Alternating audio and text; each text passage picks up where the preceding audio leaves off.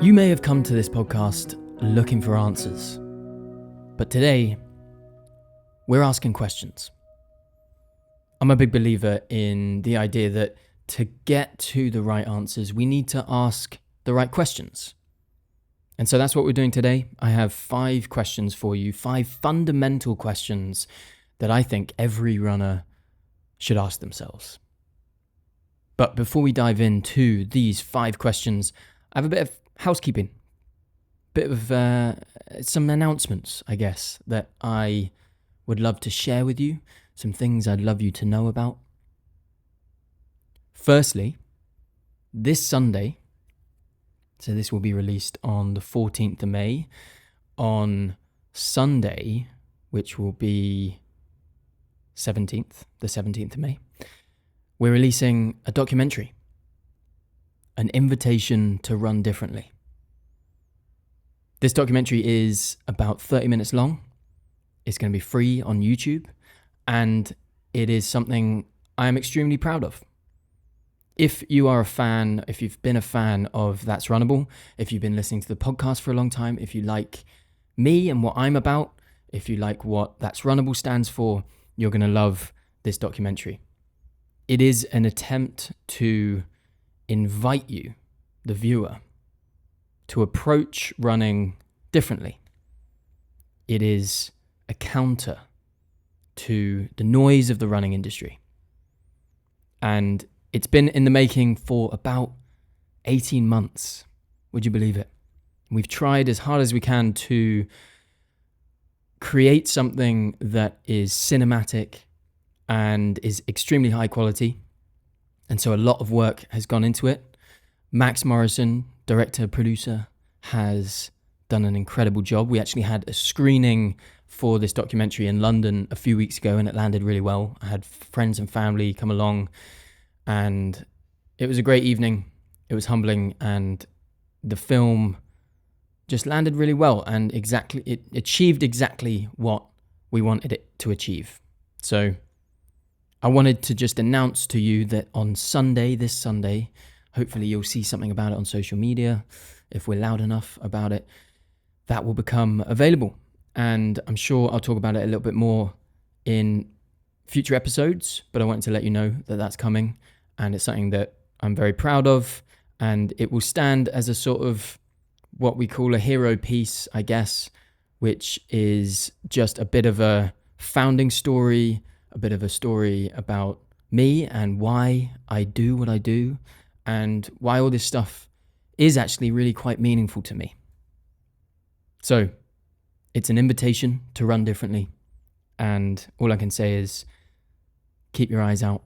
I really hope you enjoy it. I hope you can maybe spend a part of your evening, maybe with your dinner, watching an invitation to run differently. The second thing I want to mention is that the Runnable Journal is available now. We spend so much of our time obsessing over data, over all the stuff that distracts us from the real reasons why we run.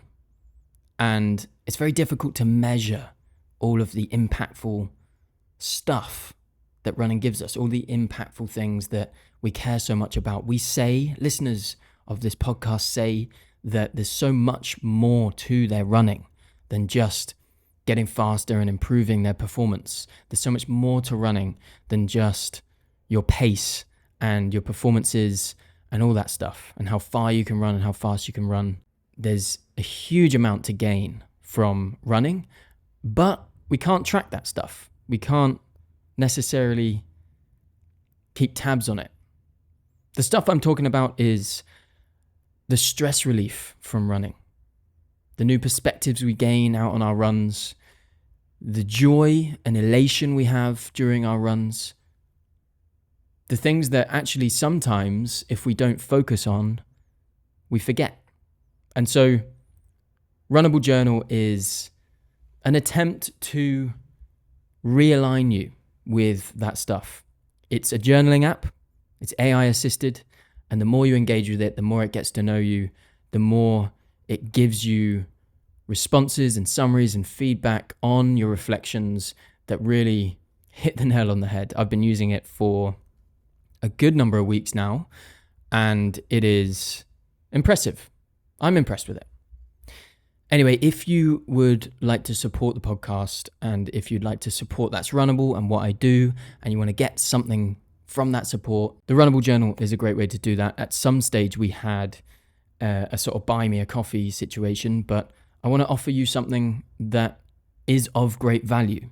Even if you're not taking the approach of, I want to support this, and you just want this app and you want to engage with your running in a different way, if you want to step away from all of the metrics and data obsession and all of the other trackable stuff, and just reflect each day on how you're doing, on how your running's going, and stay grounded in the process of your training, Runnable Journal is available. Check the show notes. It's there for you. The third and final thing that I want to mention is, of course, the Coaching Hub is always available to anyone who wants access to a full running and strength program, to work with me, to be part of a community, to have a bunch of resources available to you in the app. There's a new intake on the first Monday of every month. So in June, that is the 1st. So on the 1st of June, there's a new intake. There's information in the show notes for the Coaching Hub. But I also want to announce that I am opening new slots for my one-to-one coaching. So thus far, about 3 or 4 months ago, I opened up my one-to-one coaching, and it's something that I have put on pause for a very long time. But I want to provide an option for people for whom it makes sense to work with me one-to-one. This is a high-level, personalized approach, and I'm opening up new slots for that. So there is a waiting list. I have reached out already to the waiting list. And if you're listening to this now and you're interested in the one-to-one coaching offer, check the show notes. It's there if that suits. Okay, that's all the housekeeping. Let's move on to the 5 fundamental questions that every runner should ask themselves. This episode is brought to you by Innovate. Innovate have been a great supporter of the podcast. I went up to the Lake District where they're based to check out some of the new stuff they're releasing. And let me tell you what I can tell you, which is that it is very exciting. They are leveling up. They are becoming even more technical, but they are staying true to what they believe, which is what I love about Innovate. But I wanted to just quickly talk about one of their products, which I have been using a lot lately, and that is their race pack. They have different sizes of race packs. They have a 4 litre, an 8 litre, a 10 litre, and even a 20 litre if you're going out on some fast packing or some really long ultras and you need a lot of kit. Maybe the 20 litre will suit you. I use the 10 litre, to be honest with you. I think it's a bit bigger than 10 litres, but it's great. I love it. It loads from the top. The soft flasks come with it, and they even lock, as in there's like a locking system on the soft flasks, so there's no leakage happening. And there's one of the highlights of their product of the race packs is that they have a massive pocket on the left side, and that pocket acts as just like a massive bin. It's easy to underestimate the importance of systems when you're out on an ultra, and this race pack will allow you to have great systems on the move. If you are interested in checking out their race packs, if you want to go and see what they can have on offer, they have a limited edition design, which I'm using, which is very nice. It's like a sort of white and orange. Looks good. Check them out, inov8.com. There's a code that you can generate with the link in the show notes. You'll get 15% off. And I should mention that these race packs are not expensive, especially when you compare it to other brands. Innovate's race packs are affordable. And with 15% off, even more affordable. So inov8.com. Get 15% off with the link in the show notes. Okay, 5 questions for you. 5 questions, fundamental questions that I think every runner should ask themselves. Some of them might be obvious, I haven't tried too hard here. I think that there's always a risk of trying to be too clever. But I think these questions should get you thinking. And if you're out on your run right now, maybe this is the perfect time to think about what it is that you're doing this for, how you're approaching it, and to think a little bit more deeply about your running. Often we look for answers. Often we are seeking the answers to the questions we already have, but sometimes those questions are misguided. Sometimes those questions focus on the wrong things. Hopefully today these 5 questions will have you focusing on the right things. And then a byproduct of that is that you might find the answers to the questions you already have. Okay, question 1. This one's obvious. Why do I actually run? Why do I actually run? You'll hear a lot in the running space about, quote unquote, your why. Your why. What is your why? And often I think this can get a bit too deep, if I'm being honest. There are people who have very deep, meaningful reasons why they run. You know, some people, the simple surface level, shallow answer is to lose weight, but it might be that their journey has been an inspiring journey of weight loss. It might be that you have a history of illness, and it means a lot to you to be able to run, and it's why you do it. I don't want to give you the answers, but I also don't want you to come up with some polished answer. I want you to come up with a real answer, something that's personal to you. And actually, sometimes some of these questions might take weeks to get to the answer. It's a very personal thing. Why do you actually run? Sometimes you have to look deeply within. You actually have to truly, honestly reflect on this. Perhaps you run because you find peace in your running, and that's good enough. Perhaps you just love a challenge. You just love to rise to a challenge, and running is challenging, and these events are challenging, and it's as simple as that.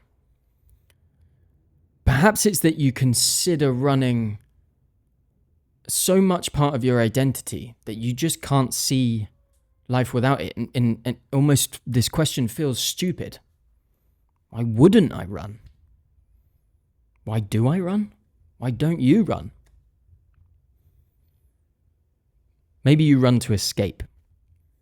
Maybe it's the only rest you have in the day from work, from family life, from stresses at home, from whatever. Maybe it's the only time you have by yourself. But it could be deep, meaningful health reasons, like I alluded to at the beginning, you know? It could be that you've recovered from something, and running was a big part of that to improve your health. Maybe it's the community. Maybe truly you just run because you like the social aspect of it. Perhaps you feel like you're an adventurous type and every run is a little adventure. That's a bit of me. I like going out on a little adventure. What I can say is that your relationship with running will change based on this answer. And this answer will change over time. And the answer won't be simple. It doesn't have to be simple. It may be complex. It may be something that you can't really even put into words. But it should be meaningful. Your answer to this question, why do I actually run, should be honest. It should be true. And it should be meaningful. I believe it should be meaningful. Running is hard.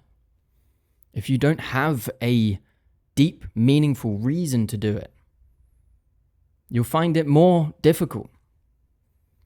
But those who have a deep and meaningful and precious reason, those who have a why, do better. They enjoy it more, they appreciate it more, they show up more, they remain consistent. These are important questions. Ask yourself, why do I actually run? Question 2. What is my motivation for training? What is my motivation for training? Now, you might be fooled into thinking this is, so similar to the first question. But it's not. It's actually different. It is different. And I've sort of summarized the question there. What is my motivation for training, to broaden the scope of the conversation we're having? But let me rephrase and be more specific. Am I training to impress people or to build a life I genuinely enjoy? Am I training to impress people or to build a life I genuinely enjoy? You'd be forgiven for thinking that a lot of the social media content out there is performative. Running can seem that way. And I'd be a fool to say that a lot of the running content out there, a lot of the running challenges that people are doing are performative. They are to impress people. Now, inherently, there is nothing wrong with that. There is genuinely nothing wrong with that. And actually, the end result, quite often, is inspiration.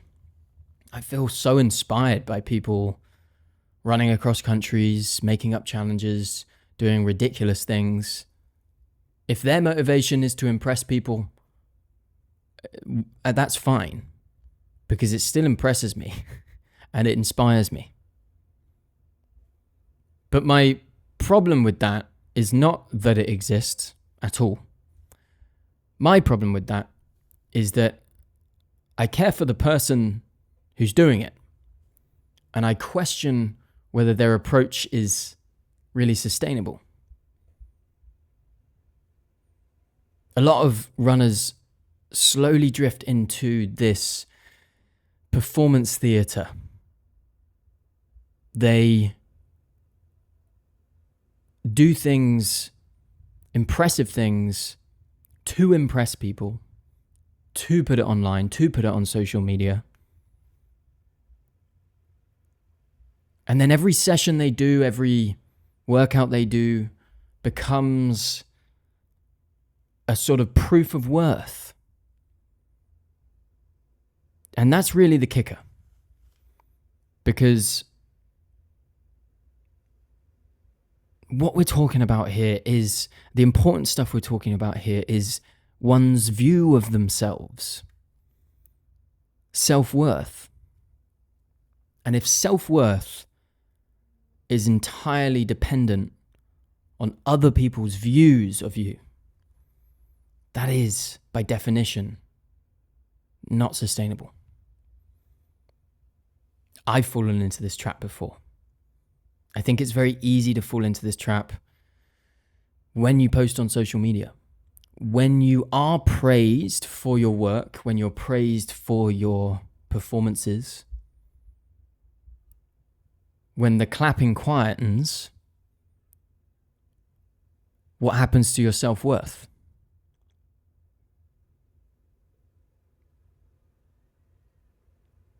This is not just a question that those who post on social media about their running need to ask themselves. This is also a question you need to ask yourself. What is my motivation for training? Am I training to impress people? Or am I trying to build a life I genuinely enjoy? Because if you're uploading your runs to Strava, to social media, if you're uploading your workouts and you're showing others what you're doing, there will be some external validation that you'll get. But you won't always get the same level of external validation. At some point, it will quieten. It will slow down. And you're left with yourself and your view of yourself. Be careful, because the more you lean into and drift into this performance theatre, the more every upload becomes a statement of your worth. And that is a dangerous road if you want longevity. If you care about doing this stuff for a long time, your motivations have to be intrinsic. They have to be internal. They have to be yours. They have to be true. Think to yourself here. This is a stupid question, really, but just for argument's sake, let's do it. If there was an apocalypse and everyone was gone, and it was just you, there was no social media, no nothing, you're just alone. It's I Am Legend stuff. Without the zombies. Would you still run? Now, don't go too deep into this analogy, you know. I told you it was stupid. But what I'm trying to say is that if no one was around, if you weren't posting it, if you weren't telling others about it, would you still do it? Now, if the answer is yes, as many of you will be answering, that will be because there are other reasons why you do this stuff. To go back to the previous question, why do I actually run? There will be reasons that will be experiential. The experience of running itself can be a motivation.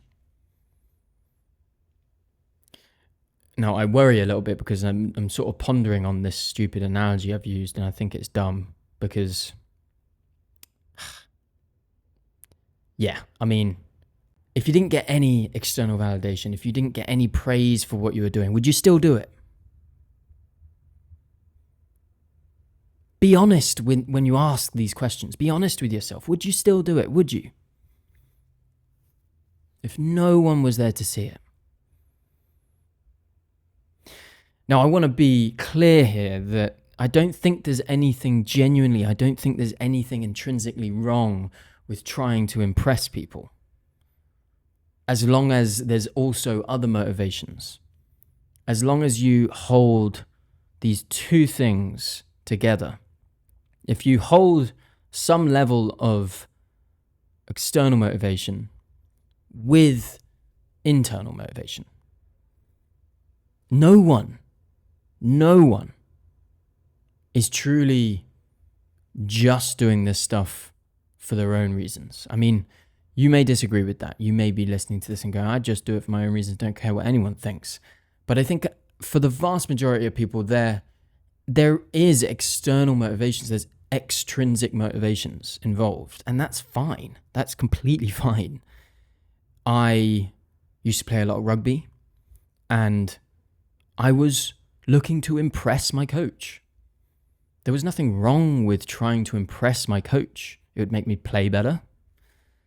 It would make me show up and be focused. That was an extrinsic motivation. I wanted the recognition.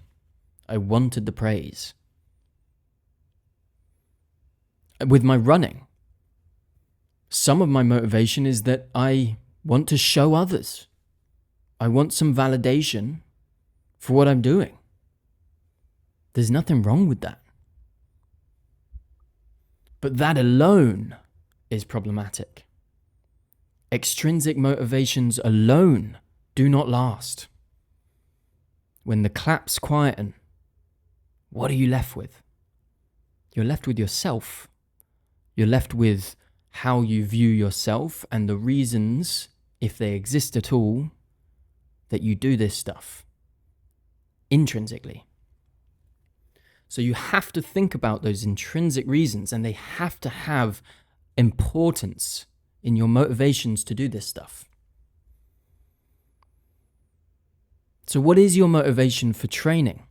every day when you wake up, are those motivations just extrinsic? Because that won't work if it's just extrinsic. I see a lot of extrinsically motivated people on social media. It's clear to me that they are that way, or at least maybe it's just my judgment, but I think that there's more of that. And I think it lasts longer now because we have this tool of social media that allows us to put the stuff out there. And so we get more validation. Before social media, there was only so much validation you can get, right? Most of the time, people just wouldn't get it. But now that we have social media, you can really show people how much work you put into this stuff. You can really show people how impressive what you're doing is. And so I see a lot of people on social media do extremely well, but I do question whether they are intrinsically motivated. Sure enough, a lot of people who I've worked with who've struggled with this, their motivations for doing stuff when they've come to me has been, dare I say, shallow. A very, very common extrinsic motivation is the sub-3 marathon. When someone comes to me and they say, I want to run a sub-3, I have to ask them why. And I don't want to discourage them from doing it, because I think that oftentimes people who want to run a sub-3 marathon, they've got it in them. They probably can get there. And that's fine. But I do want them to have a better relationship with running than just, I want to do it so I'm considered a real runner. I want to do it so I'm seen to be an impressive runner. I want to do it because that just seems like the kind of gold standard and I'll be taken seriously. These are shallow reasons. These are not long-lasting reasons. They can motivate you to get out the door and do the thing, potentially. But ask yourself, how does it impact how you see yourself? If you fail in achieving what you set out to do, and the motivations for achieving those things were extrinsic, how then do you see yourself? You'll see yourself more positively if you have intrinsic motivations, if you have real reasons. To get up every day and do this stuff, your reasons must be your own. To get up every day and do this stuff for a long period of time, your reasons must be your own. Are you training to impress people? Or are you trying to build a life you genuinely enjoy? Because there's so much to gain from this practice of running. There's so much to gain from the discipline of showing up. From proving to yourself every day that you have it in you to show up, to be consistent, to be disciplined, to keep the promise you made to yourself. I end this podcast, every episode, with Run the Runnable. Keep showing up for yourself. That's not an accident. Question 3. This is sort of a 2-part question. I couldn't really decide on exactly, but I'm going to ask both, and maybe one will land. But I've sort of cheated here, and I've tried to land on a sort of round figure of 5 questions, but maybe there's 6, given this is sort of 2-part, but they're similar. Question 3. Does my training support the rest of my life or consume it? Does my training support the rest of my life or consume it? Running should enhance your life. It should add to your life. It shouldn't take away from your life. If you feel like running is just simply a burden, something is wrong. Something is wrong if you feel like you're being drained by running. If there's so much noise in your head about running, about your performance, about other people's running, about their performance, about your gear, about how your training's going, a negative view of your training. It should enhance your life. It should add to your life. It should improve your life. Does it support the rest of your life? Does it help you to show up better to work? Does it help you to think more about improved, healthy nutrition? Does it improve how you see yourself? Again, we come back to this idea of self-worth. It shouldn't constantly leave you injured, exhausted, anxious, emotionally dependent on splits and race outcomes. It should add to your life. Running is such a beautiful thing. It should support the rest of your life. It should be something that you genuinely believe is an essential piece. But if it's consuming you, and here's where the second sort of question on this question comes. If it's all consuming, if your running is just overwhelming you, that's not sustainable. So ask yourself, does my training support the rest of my life or consume it? Now, I ran these questions by Lou, my partner Lou, and when we were talking about this one, she asked an amazing question that almost replaced this one, but I think it's just sort of, it's similar enough to keep it in the same. I was going to have a completely separate part. Maybe it'll feel like that, but the title of this episode will still be 5 questions, although there's basically 6. But this is a great question, and it's something I don't think I necessarily consider enough for myself, but it comes naturally, and I think that others could do with asking it, and maybe you should ask this to yourself. It is, do you have something else in your life that brings similar benefits? I've sort of phrased that in that specific way, but ultimately, do you have something else? You know, running can be all-consuming.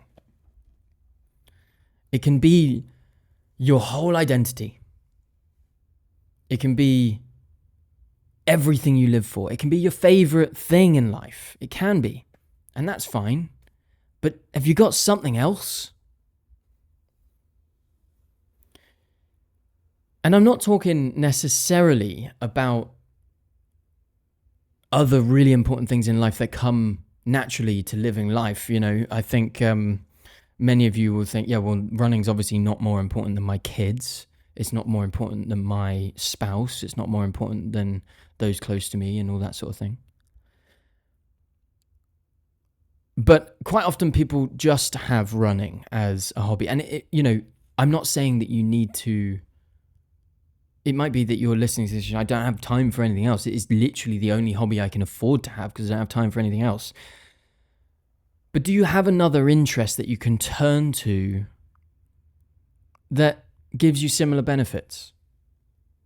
You know, I think I've always sort of struggled with, when I started running, I struggled identifying as a runner because I didn't start running to just be a performing runner. Like I didn't start running just to be a runner. It wasn't interesting to me. Like running, it was really something that I didn't find all that much interest in. What I found in running was that it was hard.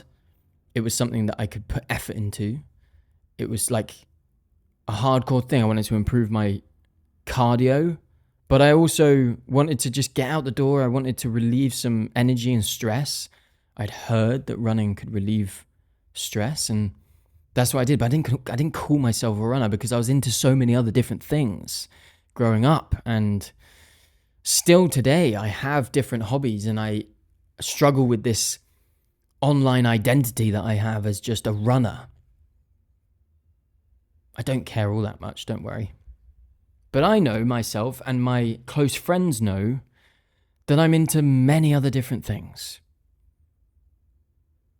In the last few years, I've got into freediving. Where I can, I'll do a bit of freediving.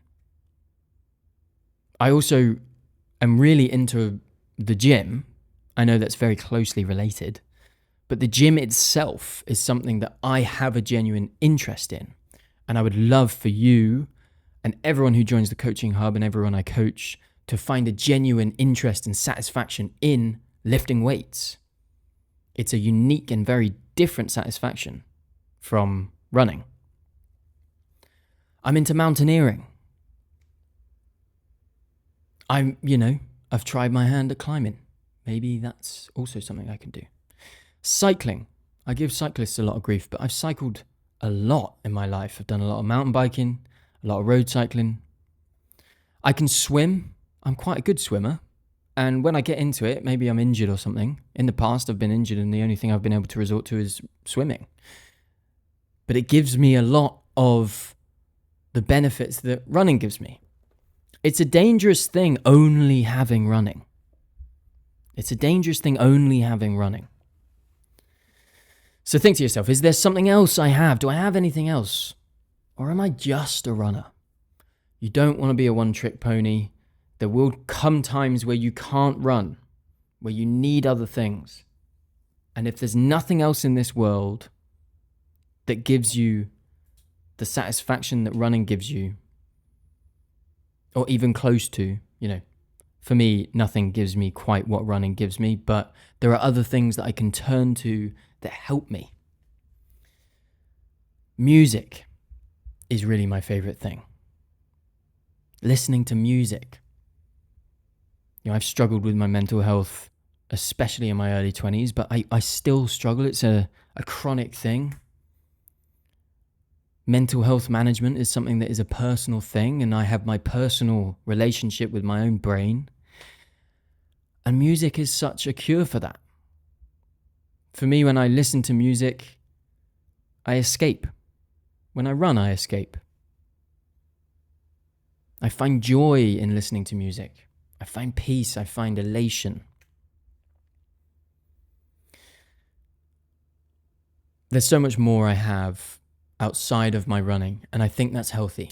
And I think you should question, is there something else in your life that brings you at least some or close to the benefits that running gives you?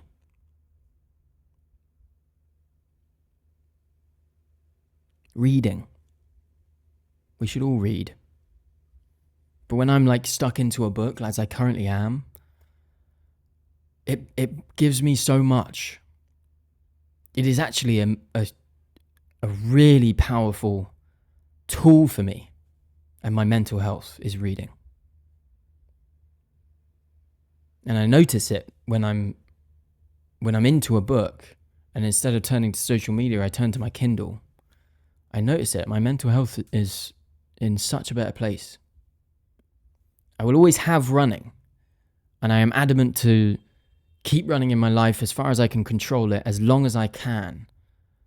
But if running were to be taken away from me, I'm not worried. I'm not worried.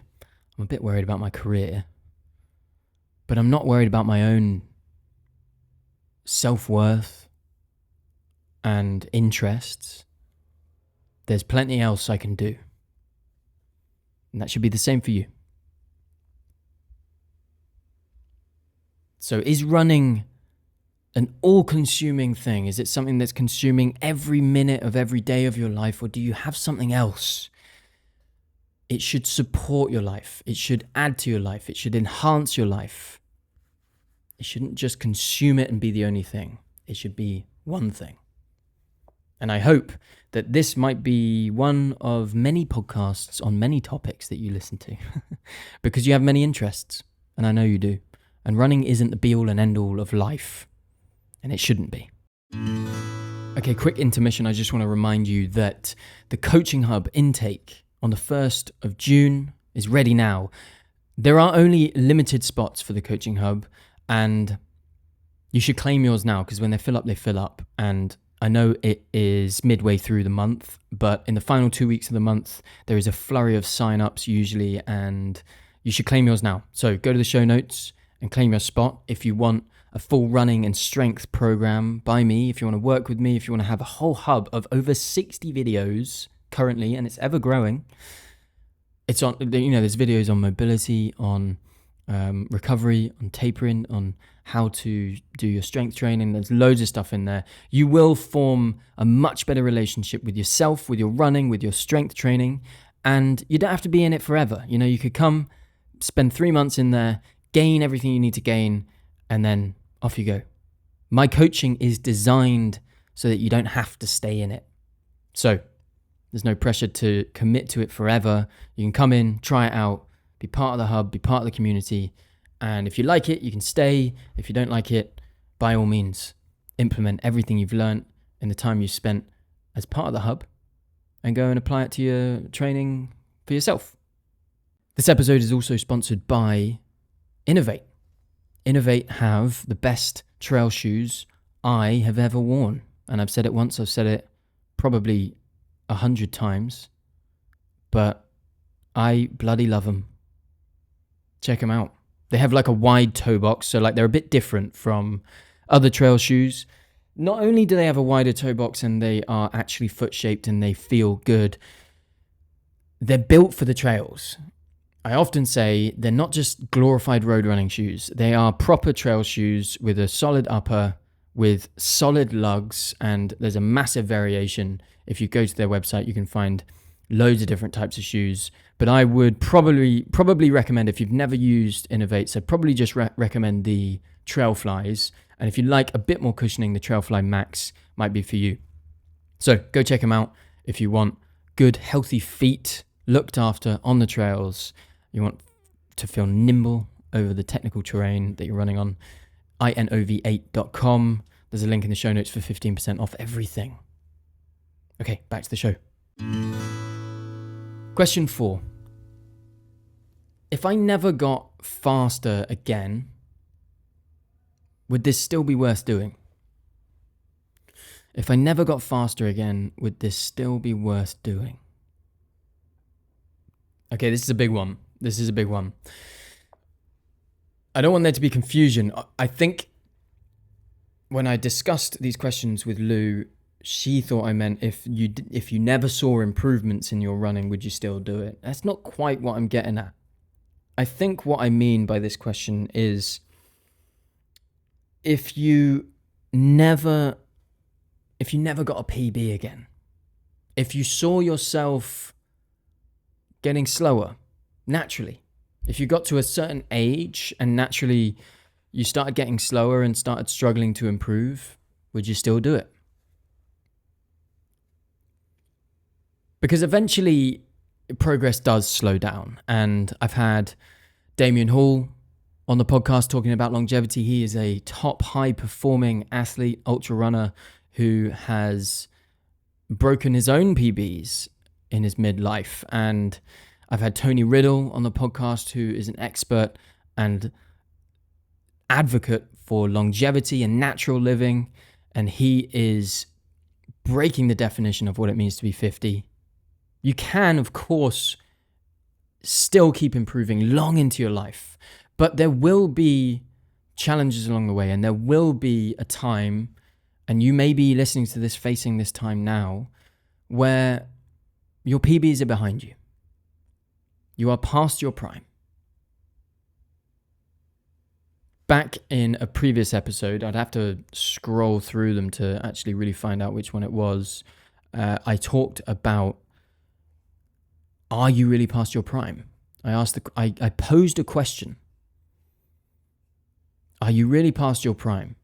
Episode 57, there it is. how to peak again. Your prime 2.0. I'm a big believer in this idea that you can keep improving long into your life and you can actually break the stereotypes of aging. Everything I teach is about prioritizing sustainable training. It's about longevity in the sport. And I have to tell you, if you believe it to be true, you can continue improving. However, eventually, you will start to see progress slow down. You will start to have to admit that your PBs are behind you. Would you still do it if, you couldn't do it anymore like you used to?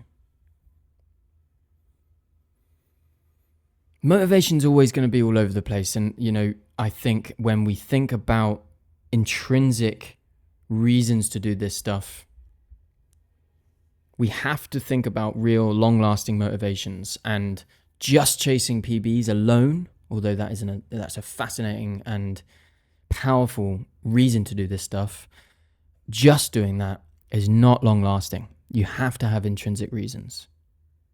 If your entire relationship with running depends on constant improvement all the time, it is fragile, because life happens. And if something much bigger than you prevents you from improving and constantly moving forward and getting better, where does that leave you? Where does that leave you? Think back to the first few questions. How deep are your reasons for running? Why do you do this stuff? What motivates you to train? How is it enhancing your life? This is all about forming a healthy, long-lasting relationship with the sport, with the practice, with the activity of running. If you never got faster again, would this still be worth doing? Okay, finally, last question that is quite a difficult one to communicate only. And I'll explain what I mean by that.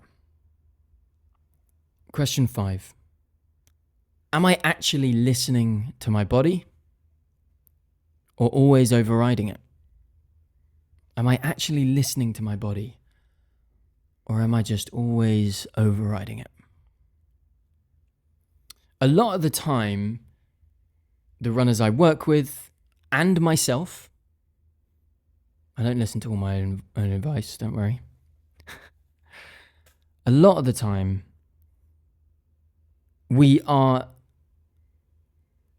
faced with this challenge, with this question.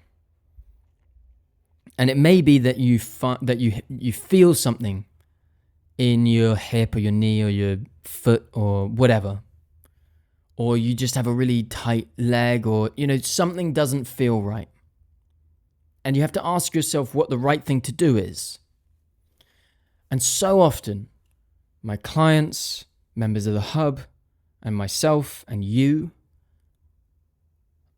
will take the wrong decision. You will not listen to your body. You will ignore the signs, ignore the signals, and you'll just keep overriding the signals, overriding what your body is telling you. So the question is, why? Why do we do that? Well, a lot of the time we do that because we're obsessed with the Strava graph. We're obsessed with distance volume. It is probably the most presented metric on social media, is weekly volume. And so we keep pushing through a potential injury just to get that number, because we think that's all that matters for our progress. Maybe you're training for an ultra and you need to be hitting 100K a week. And then you feel a slight pain, a sign, and the right thing to do would be very simple. Take a rest day. But you've only done 72 kilometers that week. It's not enough. It's not enough. I need to be hitting 100k a week. I'm in my peak training for this ultra I'm doing. I need to be getting the volume in. So you do it anyway. You override what your body is telling you. You don't listen to the body and you push through. Maybe you get away with it. Maybe you get away with it for a few weeks. But then one day, pop, something goes. All that supposed progress, all that supposed productive training, that high volume, I'm doing so well, it's pointless because now you can't even run without being in pain. Now it hurts outside of your running because you didn't take the right action. You didn't ease back. You didn't change your hour and a half long run to an hour long run. You didn't swap the intense training to a later day in the week. You didn't choose to go to the gym and work on strength instead of just pounding more on the pavements. You just did the thing that you thought you needed to do because you needed to reach that metric. You needed to keep up with these expectations that you have of yourself. You wanted to be hardcore. You wanted to push through. You didn't listen to the body, but the body tells you so much. This is such a massive skill. Such a massive skill to learn. And I have to say, the more you step away from these extrinsic motivations, the more you really lean into the real reasons why you're doing it, the personal, authentic, honest, true reasons why you're doing this stuff, the more you'll make right decisions when the body tells you you need to make the right decision. The more you'll listen.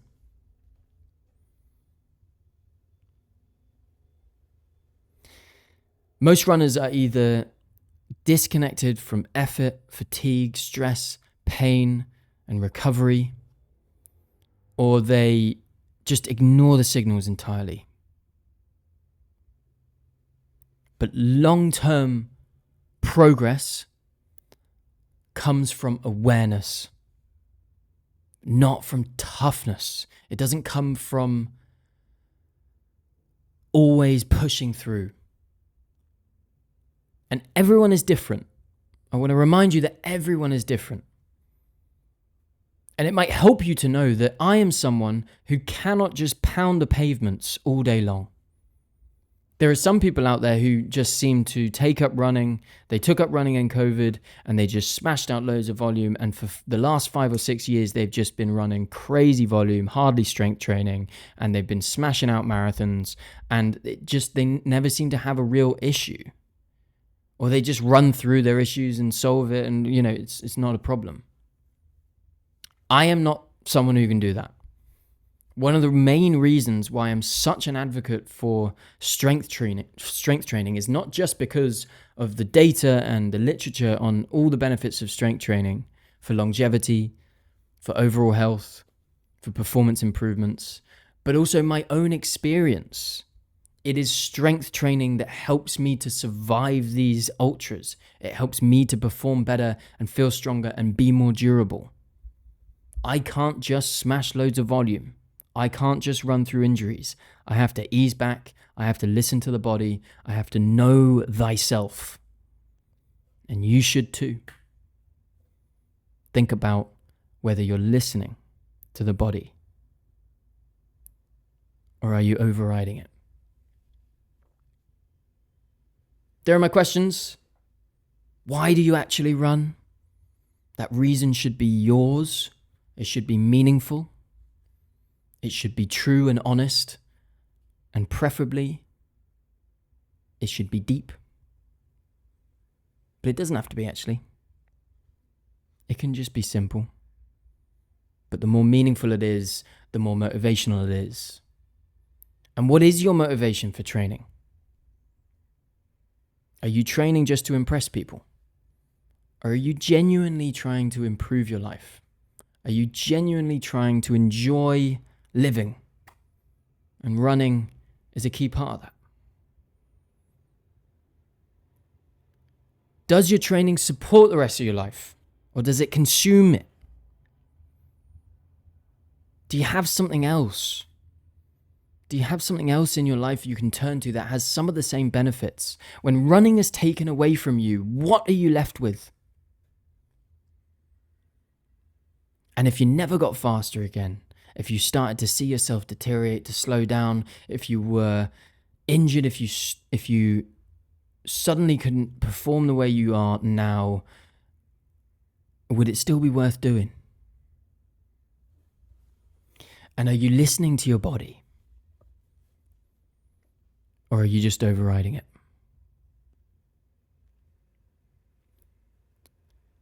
Ask yourself these questions. Ask them honestly. Ask them truly. Maybe get a notepad, write them down. Have a proper think about this. Meditate on it on your runs. Journal on it if you want. The Runnable Journal will help you to think this way, to think about the real intrinsic reasons why you do this stuff, to ground you in the process. So if you want to check out the show notes, download the Runnable Journal, support the podcast in that way. It's a great little tool.